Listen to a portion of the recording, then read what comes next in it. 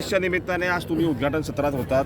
तुमच्या जुन्या आठवणींना देखील तुम्ही उजाळा दिलेला आहे. सुरेशदादांनी देखील 1964च्या आठवणी दिल्या आहेत सगळ्या क्रिकेटच्या मॅचेसच्या. काय म्हणाल?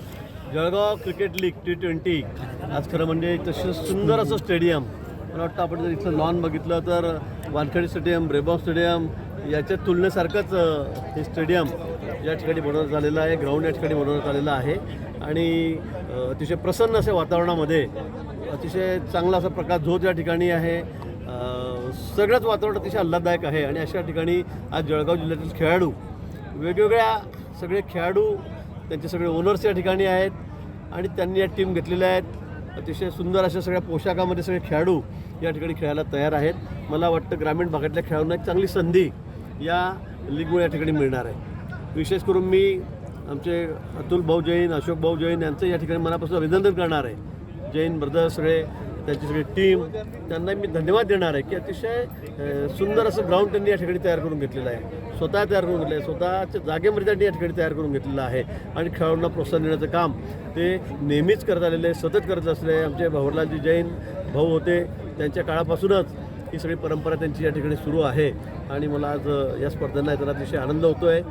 देशभर सगळा क्रिकेटचा ज्वर आता सध्या पसरलेला आहे आणि त्यात या स्पर्धा अतिशय आल्हाददायक अशा या ठिकाणी आहेत आणि म्हणून सर्वांना मी मनापासून खूप खूप शुभेच्छा देतो.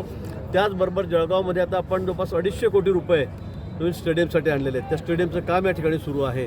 मला वाटतं खूप मोठं स्टेडियम. मी क्रीडामंत्री होतो आणि त्यामुळे थोडंसं झुकतं माप घेऊन जिथे 25 कोटी मिळत होते तिथे आपण जवळपास 250 कोटी रुपये घेतलेले आहेत स्टेडियमसाठी आणि या ठिकाणी त्याचं काम अतिशय वेगाने त्या ठिकाणी सुरू आहे. जुनं स्टेडियम जे होतं तिथे आपण 17-18 कोटी रुपये दिले रिपेअरसाठी. तिथेसुद्धा आता सिंथेटिक ट्रॅक वगैरे पळायसाठी, धावायसाठी ग्राउंड चांगलं आपण त्या ठिकाणी तयार करतो आहोत. खेळाडूंना प्रोत्साहन देण्याचं काम आम्ही या ठिकाणी करत आहोत. सर्वच आमचे आमदारही या ठिकाणी राजूमामा आहेत. जिल्ह्यामध्ये सुद्धा वेगवेगळ्या ठिकाणी अधिक निधी देऊन आम्ही खेळाडूंना प्रोत्साहन या ठिकाणी देतो. भाऊ, जसं राजकारणामध्ये तुम्ही चौफेर फटकेबाजी करीत असतात, टोलेबाजी करतात, आज मैदानावर सुद्धा तुमचं हे रूप पाहण्यात आलं. नाही, खरं म्हणजे मी फार क्रिकेटचा खेळाडू नाही. मी तसा मी युनिव्हर्सिटी स्टेटचा कबड्डी खेळाडू होतो. माझ्या वजन गटातला मी चांगला राज्याचा कुस्तीगीर होतो. व्हॉलीबॉलचा राज्याचा कॅप्टन होतो. पण मी क्रिकेट कधी फार खेळलो नाही. क्रिकेट माझा तसा काही आवडता खेळ सुरुवातीपासून शाळेत मी मैदानी खेळ खेळतो. मी चांगला कुस्तीगीर होतो खरं म्हणजे आणि म्हणून क्रिकेट मी जेमतेम खेळून घेतो, काम चलाव. पण इतर खेळांकडे माझं खूप लक्ष होतं. मी तसा पुणे युनिव्हर्सिटी असताना ऑलराऊंडर खेळाडू होतो. पण नंतर कॉलेज सोडल्यानंतर मी एकाच ठिकाणी कॉन्सन्ट्रेट केलं आणि ते राजकारणामध्ये केलेलं आहे आणि त्यामुळे मला वाटतं सतत 7 वेळा मी आमदार झालो, सरपंच झालो आहे. 15 वर्ष झाले मी सतत त्या ठिकाणी मंत्रीसुद्धा आहे. भाऊ, जळगाव जिल्ह्यात तापमानाचा पारा वाढतोय. प्रशासनाने कुठेतरी रेड अलर्ट जारी केला आहे, काय आव्हान करा? निश्चित आपण बघताय गेल्या 4-5 दिवसापासून टेम्परेचर सारखं वाढतं आहे. मी 4 दिवसापूर्वी सर्वांनाच आवाहन केलं होतं मुंबईला असतानासुद्धा, कारण मी त्या खात्याचा मंत्रीसुद्धा आहे. डिझास्टर मॅनेजमेंटचा आपत्कालीन सगळ्या परिस्थितीमध्ये धावपळ आम्हाला करावी लागते आणि त्या संदर्भामध्ये अधिक काळजी घेण्याची गरज आहे. देशभर आता हा पारा राज्यभर आहे, जगभर सगळी परिस्थिती वातावरणाची बदलत चाललेली आहे आणि म्हणून यावेळेला मला वाटतं 40, 41, 42, 43पर्यंत काही भागामध्ये आपण राज्यामध्ये पोहोचलो आणि म्हणून पुढच्याही काही दिवसामध्ये आज थोडं आभ्र वगैरे असल्यामुळे थोडं वातावरण थोडं कमी झालं उष्णता. पण येणाऱ्या काही दिवसामध्ये अधिक उष्णता वाढेल, तापमान वाढेल आणि त्यामुळे सगळ्यांनीच काळजी घेण्याची गरज आहे. अनावश्यक प्रवास टाळावा.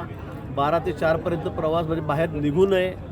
गरज असेल तरच निघावं आणि निघत असाल तर छत्री घेऊन जा, डोक्याला रुमाल बांधा, कॅप घाला, जास्तीत जास्त पाणी आपण प्यायलं पाहिजे. अशा अनेक काळजी आहेत, त्या काळजी आपण घेतल्या पाहिजे.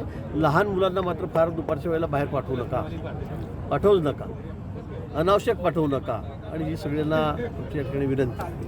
महिला आरक्षण बिल जे आहे ते दिल्लीमध्ये संसदमध्ये हे झालेलं त्याला, तर काय म्हणाल की कुठेतरी विरोधकांनी हे चुकीचं घेतलेलं आहे पाहायला? मला वाटतं अतिशय म्हणजे काय बोलावं मला विरोधकांना काही समजत नाही. राहुल गांधीबद्दल काय बोलावं मलाही समजत नाही आहे.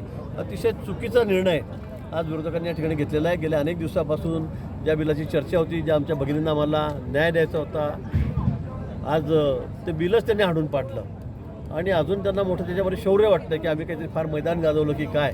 पण बाबासाहेब आंबेडकरांनी घटनेमध्ये जे आमच्या महिलांना अधिकार दिलेला होता, गोरगरीब जनता असेल, आदिवासी असेल, दलित पीडित शोषितांना न्याय देण्याचा प्रयत्न केला आणि तसाच प्रयत्न आज आम्ही महिलांना नाही, कारण 50% महिला या ठिकाणी आहेत, आपल्या भगिनी आहेत, त्यांचा हक्क तेवढाच आहे.